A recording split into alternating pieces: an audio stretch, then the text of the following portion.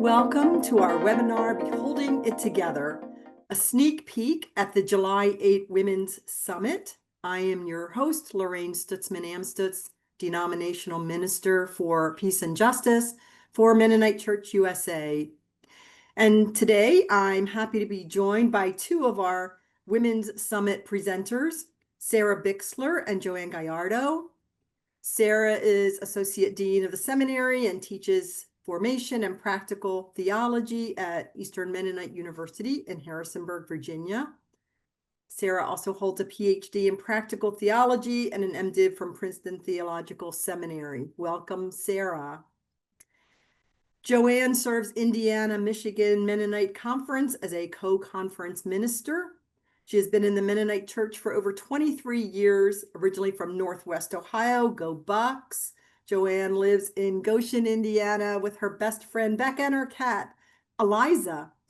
So welcome, Joanne. Thank you both so much for being here. I just also want to give some logistical notes that today's gathering is in webinar format, so all attendees are muted and the chat is disabled. We will, however, be posting some links in the chat. I also want to say that Spanish interpretation is available and you can use the globe button that you find at the bottom of your screen. It may be in the More button, at least that's where it's at for me. This webinar is also being recorded and you will receive the link in a follow-up email. Our webinars are also available on our YouTube channel. Please feel free to use the Q&A feature at the bottom of the screen. Only myself and our staff person who's helping us with tech support will be able, as well as the panelists, will be able to see your questions. We also had a couple of pre-submitted questions, and as time allows for at the end, we will try and answer as many questions as we can. So I want to open our time together in prayer, so please join me. Gracious and loving God, thank you for being with us as we gather today with open hearts and expectant spirits. Thank you for the opportunity to talk about our upcoming gathering and for those who will attend, for the journeys they've walked, the strength they carry, and the rest they desire. We ask you to quiet the noise of daily demands as we pause to talk about a day we envision as a time to refresh, to release, to reset, and to behold together. We welcome your presence among us as we hold this space together. Amen. So I'm going to start with a question that I hope that both of you are able to answer. And part of it is when you were asked to be a panelist for the Women in Leadership Summit, I'm curious about what made you decide to say yes to that. So Joanne, how about if we start with you and then go to Sarah? Sure. Hi, everyone.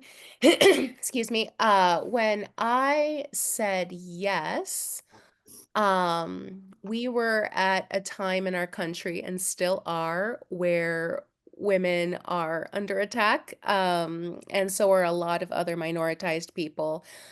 I also hear a lot of people in ministry and outside of ministry in my generation kind of think that we are in a different time than, say, our parents' generation or our grandparents' generation in terms of patriarchy and women in leadership. Like, can't women be pastors now? Can't women do anything now? I hear that a lot. And it's not the case. Maybe things have gone from being overt to more covert in terms of women experiencing challenges in leadership. So, in any ways, I can encourage women who have the gifts to be um, willing to answer the vocation that is leadership in any way that we can kind of get together and talk about the good, the bad, and the ugly in terms of leadership. I'm willing to say yes to that. I want my soul fed. I hope to feed the souls of other women as well. And I think when women gather, it is pretty powerful. And so, yeah, that is why I said yes. And I really like a lot of women in leadership in Mennonite Church USA. It's honestly just fun. So part of my saying yes is because I just know this is going to be fun. Yeah, same for me. I just find it such a joy to be with women in Mennonite Church USA to learn and to listen together. And I find that when I am in spaces like Women Doing Theology, spaces that it's an opportunity for me to just sharpen my sense of identity, my vocation, and to engage in mutual affirmation. And that's just such a joyful and sacred space to be in. I'm remembering when Bonita sent me the invitation, there was just a short description for this conference, for the summit, for the Women in Leadership Summit. And it was this: we come together to be, period, to be known, period, to behold, period. We listen to each other's stories, each other's souls, and bear witness to our power. I thought that was such a beautiful and compelling description, and I want to be part of that. Well, if I wasn't already planning to be there, I would just be inspired just by you answering that first question, both of you. Like, I think that's awesome. Um, I think as part of the planning committee, one of the things that I have loved is how many women have said yes, like immediately upon being asked. Like that has not been difficult. And so I feel that spirit that you all have just talked about. Like we want to be together, we want to be inspired, and we want to uphold one another and behold one another. So I love that. And I'm so looking forward to it. And maybe the second question, maybe you feel like you've already answered it, but if you have anything to add when we think about that, a day of being together, like how do you see this time being important for women and for gender diverse people? Like what's the significance of that? So whichever one of you want to start first. I'm thinking, Joanne, of how you acknowledged in the previous question that there is covert and still overt forms of patriarchy that reside with us in Mennonite Church USA. And so I think it's important for women and gender diverse persons to continue to claim space in Mennonite Church USA. This is one opportunity to do that. Um, Recognizing that we have always been here, maybe have not always been acknowledged. And it's, to me, it's an opportunity to affirm the kind of embodied wisdom and particular insights that arise from the experiences of women and gender diversity. So I'm excited about space to be myself, hopefully without so much of the exhausting task of filtering everything in male-dominated spaces. For me, it's a chance to experience rest and to bear witness. And just to add on to what Sarah said, I about having spaces for women and gender diverse folks and that comfort that you feel there and the unfilteredness that you feel there. I definitely feel that I have appreciated BIPOC spaces, such as Hope for the Future, where people of color gather to talk about the different challenges, the different joys, and just experience being with one another as like truly sacred and holy space, um set apart and special, not in an exclusive way but in a understanding each other way. And so when I heard that this summit was happening, I'm like, great, another group I get to be part of that has that same feeling, and I anticipate that same feeling with this group. I think we have a lot of shared experiences, and if one person can say, "Oh, great, I'm not alone. Oh, great, I've experienced that too," or "Yes, that's a gift I bring too that may or may not be valued or I feel should be more valued in Mennonite Church USA, or that's a gift I see in a young person in my congregation, in my conference, in my school, that I want to call out. I mean, I think that that's worth it. So, Yes, again, to all of that. And I think as you talk about being in a space where we do have some that it is set apart and it's intentional. And I think having that space and that those talking about those shared experiences, I think that's what allows us to go and be in spaces that sometimes feel more difficult.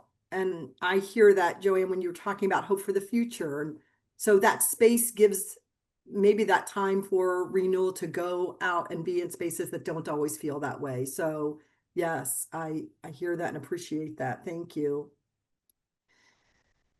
Another question. This one-day summit is the first in-person gathering women in leadership has had before COVID. So there were often women doing theology conferences that were several days. And so this is our stepping back into it for one day. And I think that both of you have been to women doing theology conferences in the past, the gatherings. And so maybe you could just talk a little bit about what was meaningful for you being part of those conferences then that maybe help you think about stepping back into that now for the first time since COVID. I was so academically inspired when I went to those women doing theology. I'm currently getting my doctor of ministry degree at Christian Theological Seminary in Indianapolis. And I'm still pulling stuff that I learned from women doing theology into my studies. It really has been inspiring. And what I've appreciated about those gatherings is the combination of soul work, academia, heart, head, all of it combined together. One year I led a writing workshop, and that was meaningful for me. I hope it was meaningful for others. Um, uh, Met a friend, Steph Chandler Burns, who wrote a paper on queering the book of Ruth that I have quoted in so many sermons and conversations and other things. And it was my first time exposed to that type of hermeneutic, right? And so what I've loved about those gatherings is that I have all these ideas that I want to share, but so does everyone else. And so it's a little bit of a candy store, right? When you get other women who are thinking theologically and you get together, talk about it, hear each other present on it, and then you take home those ideas because you wrote down some notes. I just think that that's a wonderful thing. I get so inspired in those spaces.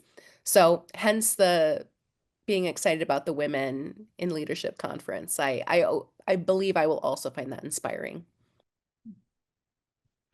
Yeah, I went back and looked at when those women doing theology conferences were.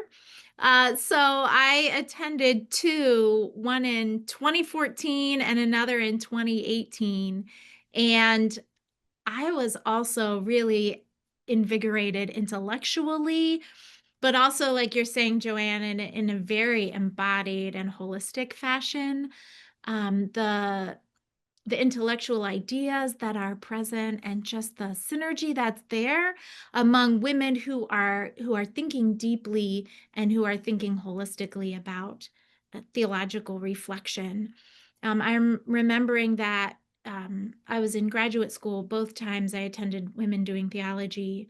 And at the first one, I was trying out some of my own systematic theologies on um, pregnancy and infant loss and miscarriage, and it was just helpful to be in a room knowing there are some people who are here that are connecting with these experiences that I'm trying to make meaning out of theologically, and they spoke with me afterward and we could have a deeper conversation about that together, over our shared experience. And then at the second conference, I was trying to do my own theological work to make sense of the head covering tradition that was part of my own personal upbringing, and worked with Melody Pennell to reflect on that together. We interviewed um, two matriarchs, Barbara Baynard and Seferiana de Leon, about their experiences of the head covering over generations. And it was just really, really dynamic theological work that we were doing as women in those spaces. So very invigorating. I remember that, Sarah. That was Do you? amazing. So Yeah. much work and thought was put into it, and I think a different generation of Mennonites was exposed to that. Was exposed to that. Yeah. Yeah, and it was really an intergenerational conversation with shed further light on the impact of it. Yeah. Mhm.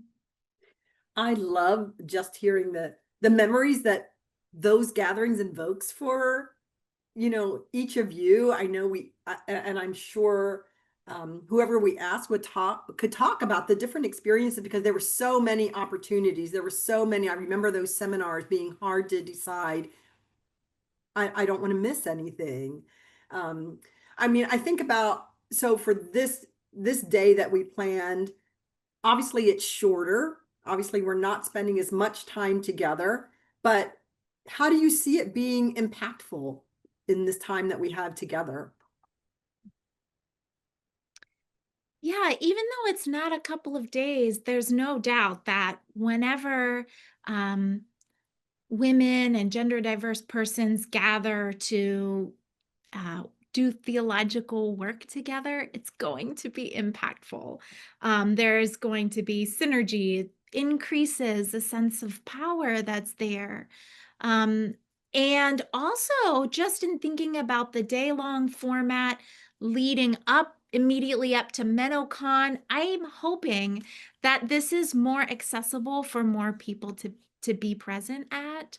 Um, the cost is less, the amount of time required away from home is less, the proximity to convention hopefully will make it possible for more people to be there. So I'm hoping that the audience is expanded, and that, yeah, I have no doubt that the impact will still be great. And we're women and gender diverse folks. We're used to doing a whole lot in a tiny amount of time and getting it done and enjoying our time together. I have no doubt that this will be packed full of stuff and be a full enriching experience. And I also see it extending into MenoCon, right? Because a lot of folks are also staying for MenoCon, and the conversations can still continue and they can still happen in seminars and after worship and so forth. So I see this as sort of like an equipping and like a starting point, right? That can further go into MenoCon and can hopefully create connections after that. I know with the women doing theology conferences that's where I've made connections with folks that I still know and contact. So hopefully this can be that kind of experience too. Yes, for a short amount of time, but also that it continues to go from there. Yes, I love that. You are just saying all the things that need to be said. You're amazing.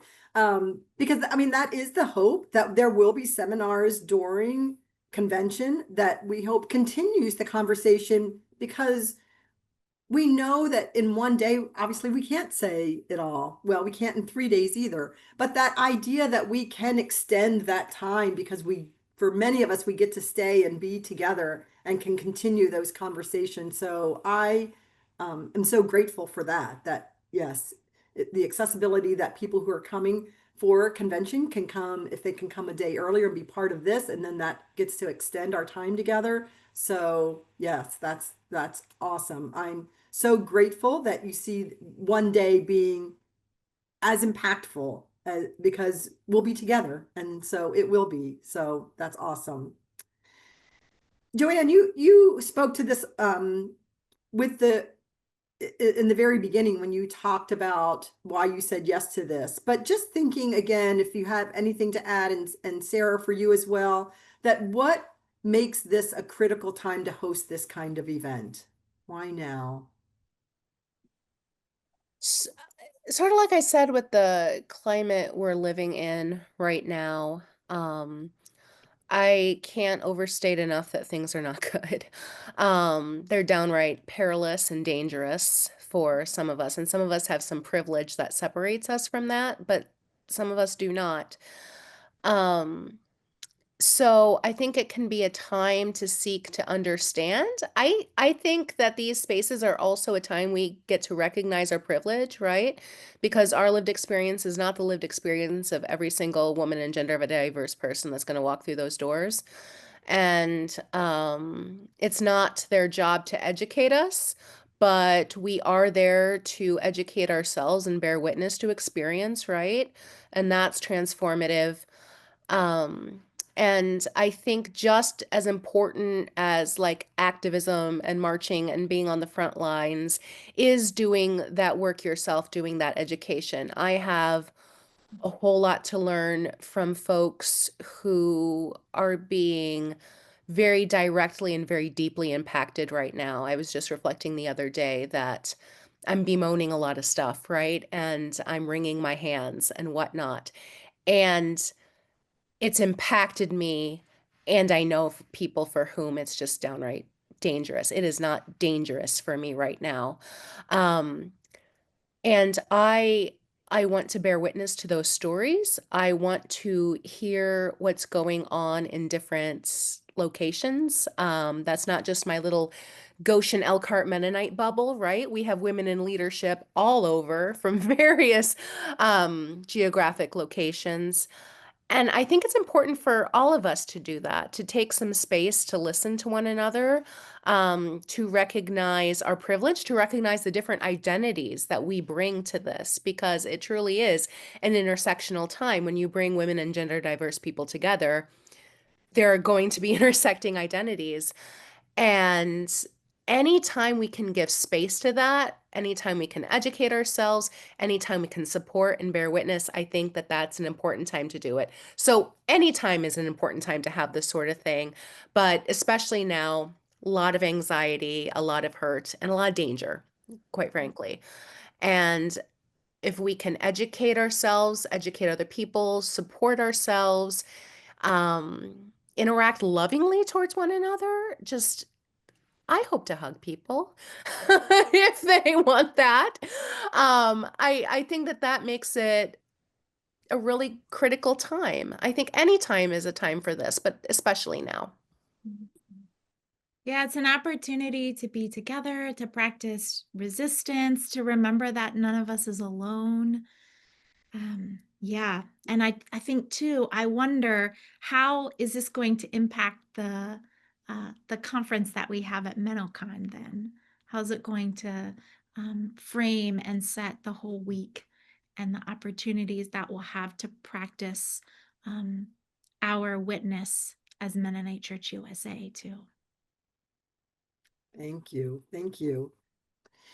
We've talked about this, Sarah, when you got the invitation, you read a little bit about what we've talked about as the theme. So the theme of beholding and holding it together, that will focus on rest and resistance to patriarchal systems. And so just that question of, I think that idea about rest, how do we see rest itself as a form of resistance? What does that mean to each of you? I think rest fuels us for resistance, for that kind of action, but I don't think that's the purpose of rest. So I think about rest um, as a as something that we receive, not that we take or that we as much give to someone else, but it's something that we have a posture of receiving. It's an opportunity for us to not be defined by our productivity for the things that we do, but to recognize and to affirm ourselves in our being. I am enough. And I think that is an enormous resistance to the white supremacist capitalist patriarchy that is our society, that is our world. I am both experiencing and writing a sermon on this right now. Sickness has taken me out this week. I've not been able to be productive, right? And we fall into those traps that Sarah was talking about capitalism and white supremacy and patriarchy telling us that we have to do and constantly produce a deliverable, right? So I haven't been able to deliver much this week. What I have been able to do is rest. What I have been fighting is feeling guilty about it. I mean, I don't need to tell this group that whole story, right? About how when we rest, we feel as if we should be doing something. And I don't think I was born with this. I think it's been ingrained into me, by systems outside of myself. I think our bodies know when to rest, when to move, when to seek nourishment, when to interact, and we've kind of drowned that out. And some of us are really working on listening to our bodies more. I know I am. So that's kind of personally. And the sermon I'm writing is kind of based on this Just Peace pilgrimage I went on with Mennonite Mission Network. My conference, Indiana, Michigan Mennonite Conference, sponsored it. And so some folks from my conference, as me and conference minister, and some other folks went. And hearing stories about people who were a part of the civil rights movement, we traveled to the Deep South to learn about the civil rights movement and the ongoing civil rights movement. And I think what I learned was that collective activism takes many forms.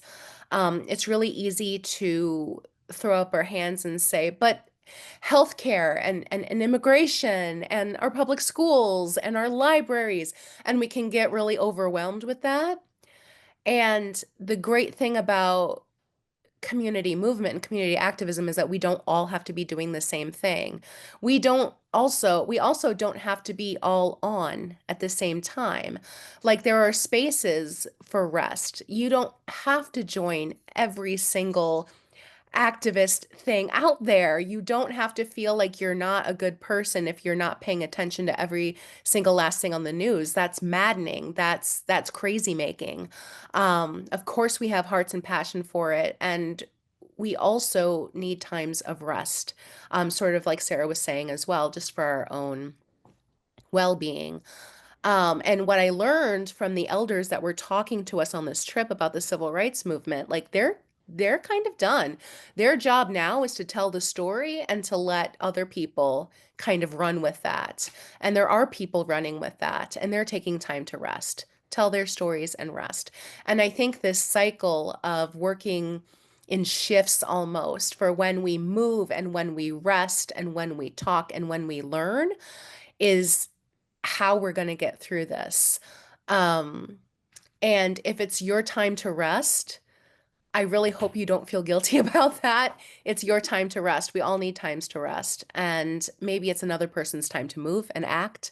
And that's okay too. As long as we respect the places where other people are. I think that that's how we get through this. Amen. Uh, Since this is a sneak peek, I have to hold this up because one of the things that we're going to be using throughout our day together, and I don't know if you've ever seen this, it's the Nap Ministries Rest Deck and 50 Practices to Resist Grind Culture that Trisha Hersey has put together.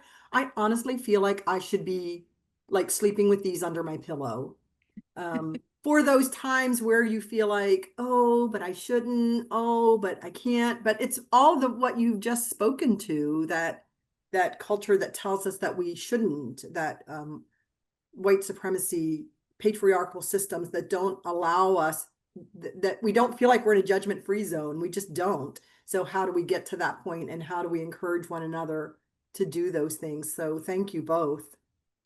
So when you think about, so just having this conversation about the importance of that, also just wondering where do you experience, and some of this we'll talk about because you're on a panel that we're going to talk about some of these things about how we hold, what we hold, and what beholding means.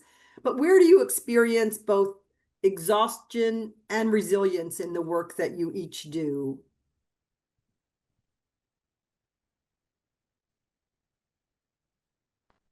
So this is a particular time in the academic year in higher education where we're coming upon graduation, and I feel this question a lot at the moment. Where do I experience exhaustion?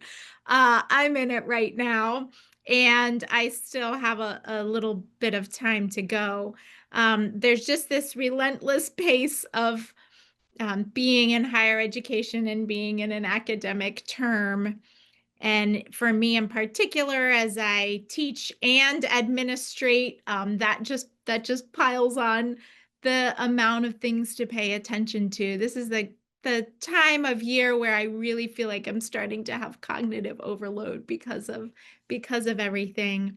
Um, so there are definitely some times that I experience this kind of exhaustion in my work, and I'm part of a community that is carrying me, that's carrying us, that we're continuing on this journey together, that we have opportunities to celebrate together right now as we think of folks who are graduating from Eastern Mennonite Seminary, who are presenting their brilliant final capstone papers, for instance. And it's just also there's joy and there's celebration together that carries me through that tiredness. Um, I experienced resilience in my work through this togetherness, through this kind of community, as as I observe the caring presence that students are for one another, that my colleagues are for me. And when we practice this kind of, we practice giving and receiving this kind of caring presence for one another, that builds my resilience, that gets us through. My context is conference life.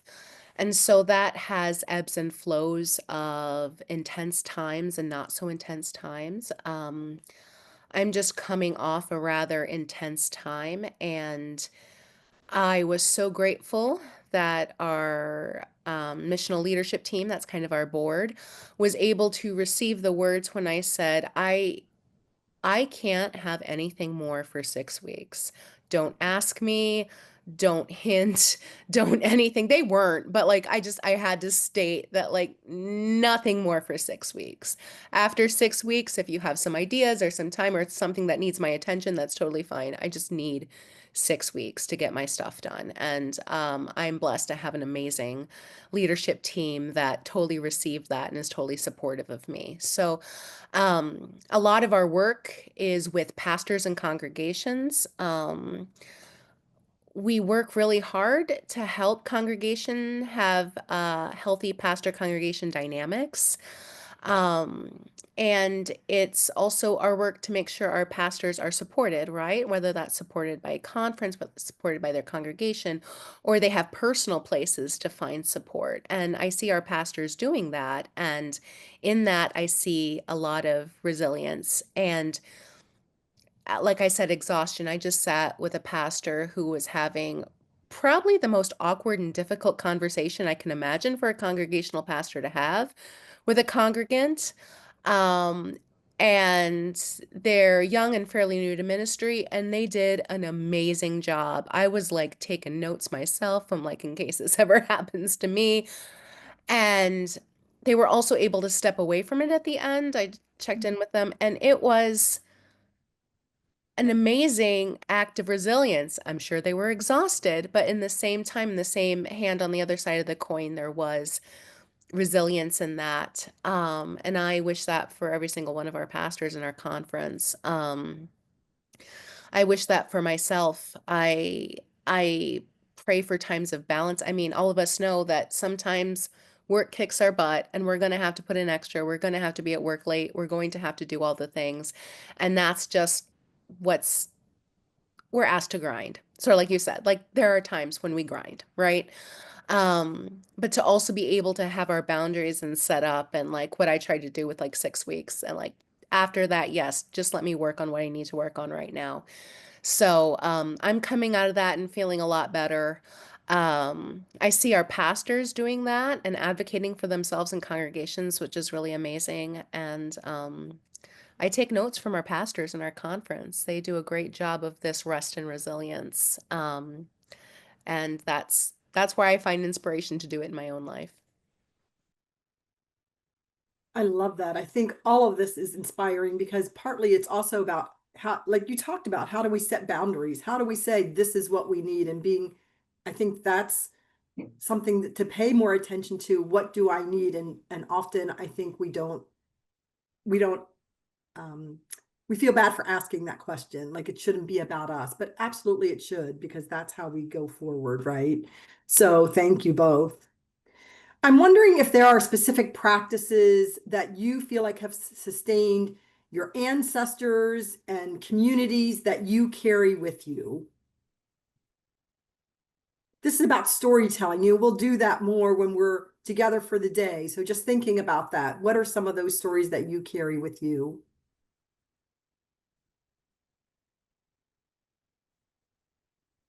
I'm co-leading an intercultural course for Eastern Mennonite University to Switzerland and Germany. Next month, we'll be in Zurich for the Mennonite World Conference gathering on May 29.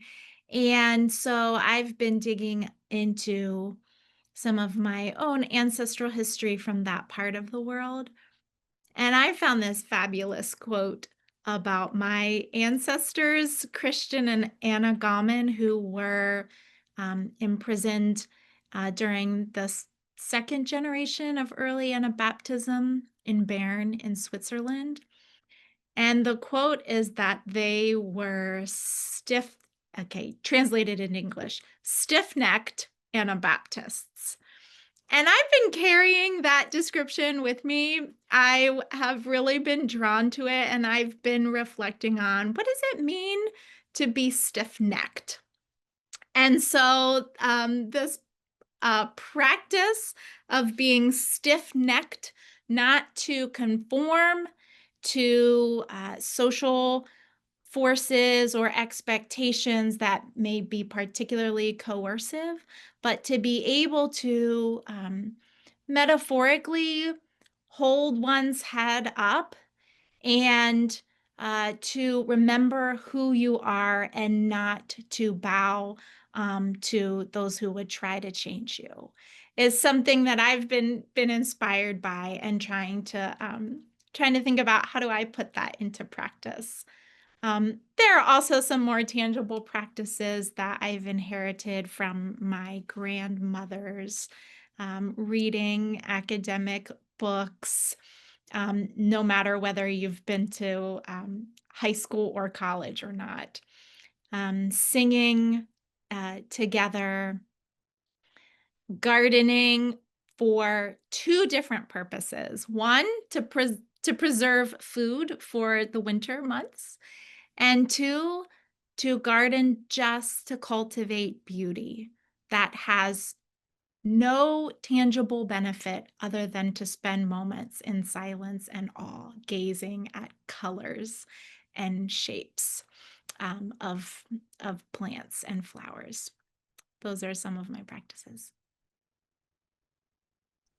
As far as my ancestors, so my dad's side of the family is Mexican American, and if we were gathering and I wanted a good time and I wanted to hear what was going on, I went in the kitchen with my tias who talked and talked and talked all the chisme, all the gossip.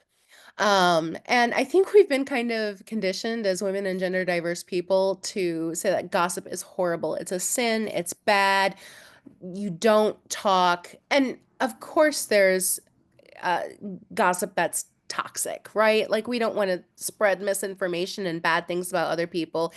And for centuries, it's the way women got information to one another. It's also the way women spoke to one another about men who weren't safe. Like whisper networks. There are many ways that women talk in safe spaces that give information to one another and inform and also empower. So, going in the kitchen with my tias, that was where I could hear everything happen. And it was always good to hear. And I carry that. I mean, that was in my childhood. Now I carry that into conversations like the ones that happen at places like Women Doing Theology and the Women in Leadership conference that's going to happen. I connecting with good friends and just sort of like what was Sarah talked about with just being unfiltered. There is nothing better than to take down my filter, allow myself to be snarky, allow myself to say my real feelings.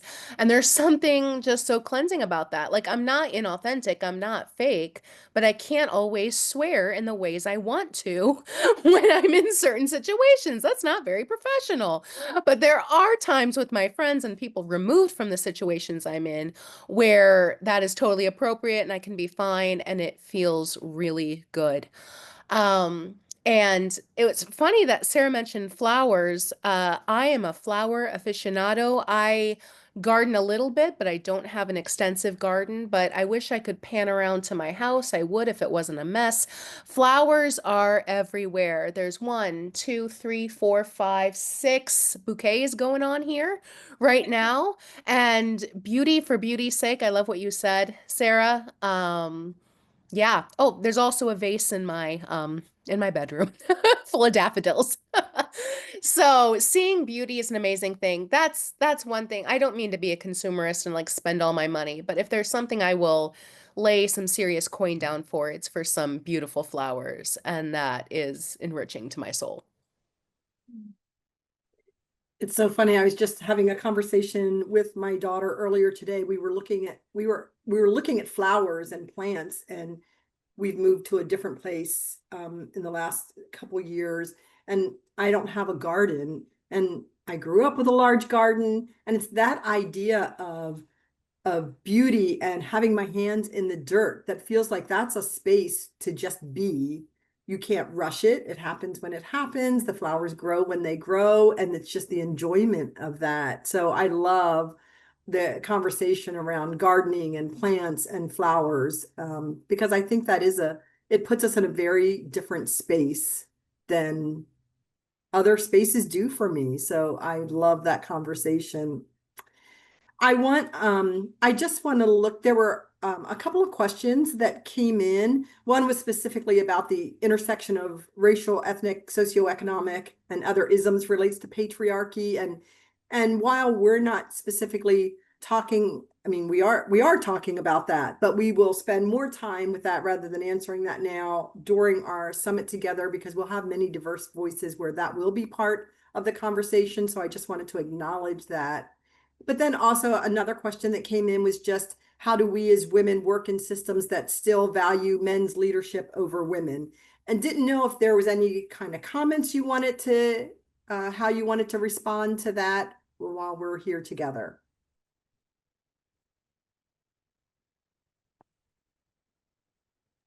So are we speaking to both those things you mentioned, or? No, sorry, not the first one. I was just acknowledging that that question came in. Unless, I mean, if you want to respond to that, Joanne, you have at it. You can respond to either one. Well, just to say to that, I think one of the amazing things about conferences like these is that so many of us in this webinar and those who aren't here who are going to come bring their intersectional identities with them. Like, I am at an intersection of multiple identities, and that's me, and that's who I bring. And Sarah has hers too, and so forth and so forth. And I think that by just gathering together, we're going to bring our different identities and learn from one another, step on each other's toes, say the wrong thing sometimes, and ask for grace and offer space. And that's just how it's going to happen. But as far as the other question about male leadership being more valued, I can't do anything but me. I just do me. I can't make that look a certain way. I'm not sure that the type of leadership I bring is necessarily gendered. I hate to like say that a certain type of leadership is gendered more towards women than men, etc. I think we all bring ourselves, and my main concern is bringing authenticity and when it's not valued, I shake the dust off my feet and I go somewhere else because there's not much I can do about that. I have promised myself a long time ago that I'm just going to be authentic and lead in the way that I lead. And that doesn't look like some things that are with the patriarchy. And I'm sure some of my leadership practices are tied with the patriarchy. And I'm learning to unlearn that. I'm learning to be more myself kind of every day. And um, I want spaces to welcome me, but there are other spaces that aren't going to welcome me in my leadership. And you know what? That's fine. That's their loss. And I'm going to walk away and go somewhere where my type of leadership is appreciated. I know we don't all have that luxury, but um yeah, my response to that is to if when we're authentically ourselves, um, that needs to be valued. And if it's not, we don't need to force ourselves into those spaces. We can create our own spaces. And there are times to stand up to those spaces and aggressively be ourselves as well. Yeah, and I'm thinking about what you said earlier, Joanne, about your excellent example of setting boundaries and knowing your own limits. I think about that in response to this question as well. Understanding what my own limits are in as far as I'm willing to sort of stretch myself and still feel like I'm being authentic and being true to myself. So knowing what those limits are and helps to guide me in situations where perhaps people don't value women's leadership um, to the extent that I wish. There are, yeah, I I seek to understand how far I'm willing to stretch and recognize the limits when it's time to step away.